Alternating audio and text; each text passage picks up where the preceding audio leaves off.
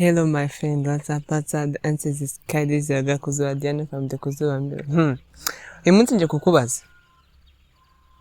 Ese iyo ubyutse ukareba muri telefone ugasanga nta message call ufite, then ukongera ugasanga nta message ufite, ukora iki? Urongera ukaryama cyangwa uhita ubyuka ukijya muri gahunda zawe? Kimwe muri byo uragikora. Ariko reka nkubwire, hari message call uba ufite y'ibintu biri kuguhamagara kuri uwo munsi, y'inshingano ugiye gukora kuri uwo munsi, y'ibintu byose ugiye gukora kuri uwo munsi. Uba ufite akazi kenshi kari kuguhamagara, uba ufite ibintu ahazaza hawe hari kuguhamagara. Ntukajye uvuga ngo nta message call cyangwa iki, uba ufite byinshi biri kuguhamagara, uba ufite struggle nyinshi ziri kuguhamagara, wongeremo ko hari n'ibyago byinshi biba biri kuguhamagara.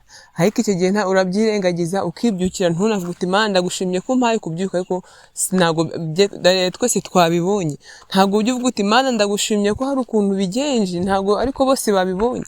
Kuryama nibyo ariko kubyuka si ibyawe. So wivuga ngo ntango ndi single, ibibazo ufite ntago bikwemerera kuba single.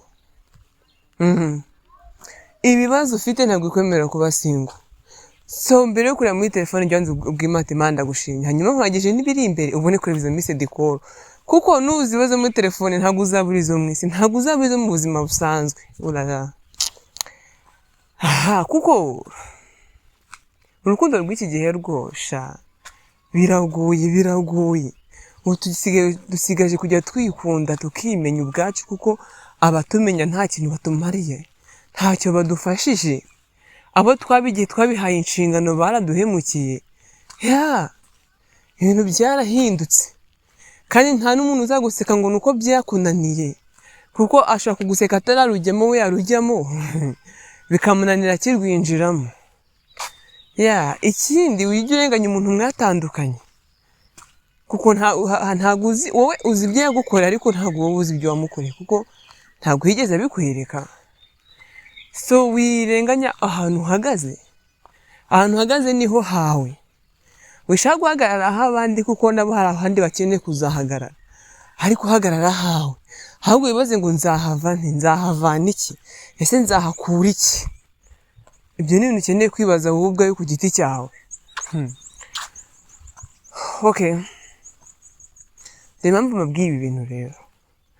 Twese tubyuka tujya mu bintu byinshi, abandi tukabyuka twigumiye mu rugo, ariko igihe cyose tubyukiye turi two mu rugo, tukajya kureba filime n'ibiki byose. Ariko umwanya duha Imana ni mukeya. Tugerageze duha Imana umwanya. Yego ikwicira igihe ishakiye, ikanatuma ubaho igihe ishakiye. Ariko se Imana ko itazakubaza inzu yaguhaye, cyangwa ngo ikubaze inzu itaguhaye nini, ahubwo izakubaza ngo aho wabaga wacumbikiye bande. So bisobanuye ngo uba ahantu urihagarare neza, ubane n'abandi neza, ujye utekereza ko ejo isa n'isaha wanapfa. Ibibazo urimo wikwishuka ngo bizarangira byanaguhitana rwose.